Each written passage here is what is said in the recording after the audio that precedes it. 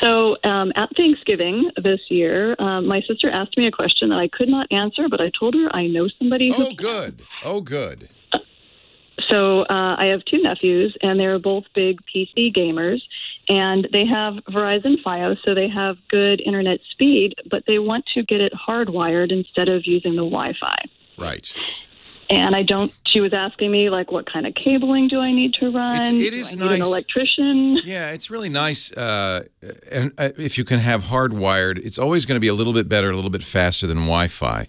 Because, there's just overhead associated with sending it wirelessly through the airwaves. Wi-Fi also is not ideal for, for instance, Skype will drop out every few minutes. Wi-Fi just pauses, apparently, for some reason I've never really understood. It's not designed for continuous streaming. Most streamers handle this fine by buffering. And so Wi-Fi works in almost all the streaming devices. But for gaming, where every second counts and you don't want to drop one frame because that's the one frame where the bad guy clobbers you from his sniper position, wired is much better than Wi-Fi.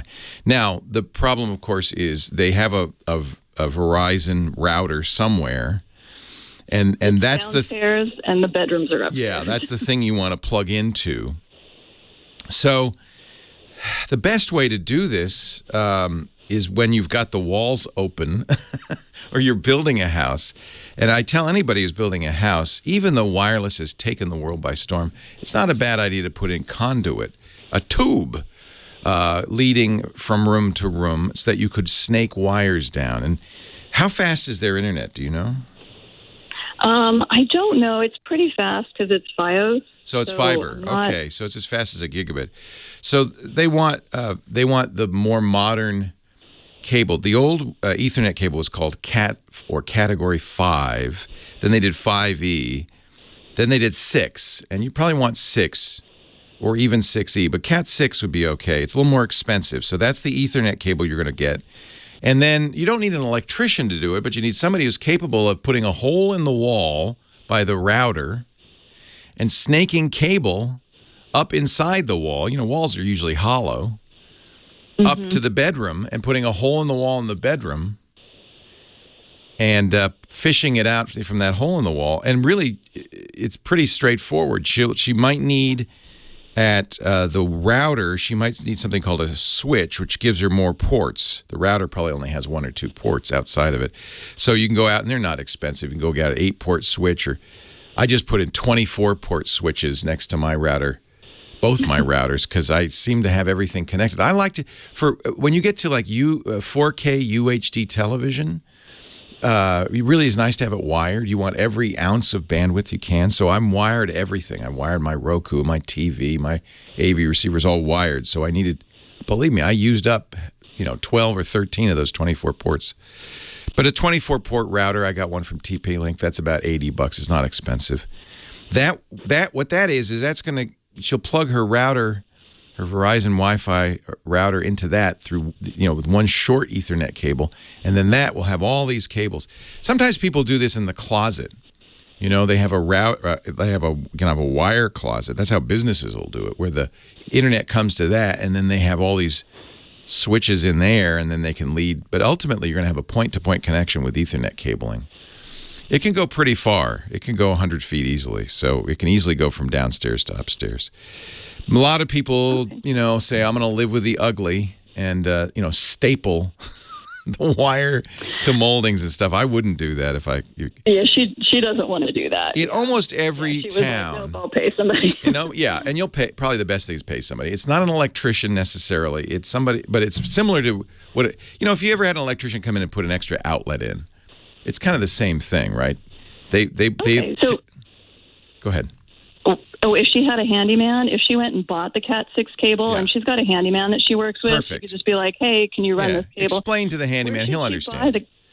Any hardware store or online, I usually go to monoprice.com because they don't, a lot of times you'll see, if you go to a TV store, they'll put a lot of, they'll jack the price up, a lot of margin into that. Just go to monoprice.com and buy a roll of that cable. It's not very expensive. Well, it's expensive. It's surprisingly expensive, but not horribly so. and then he can fish it through, and and then you just cut a hole in the drywall. You fish it from one hole to the other. That's all you need to do. There's UL listed in-wall rated Cat 6 cable, says Scooter X in the chat room. That's what you'd want to get, obviously. Obviously. Leo Laporte, the tech guy. What a Thanksgiving conversation. I'd like to wire the house. Another good tip, Marion, from the chat room. Have the handyman. The electrician would do this, but handyman may not know to keep him away from power wire, because you can get a little interference from the electrical. Oh, okay. So don't put them right next to the electrical lines. But if they're even a foot away, that's fine. And they have face plates. They have face plates, just like your plugs. It's really very much like putting in electrical. They have face plates you put in the wall that would, have an Ethernet cable, an Ethernet jack.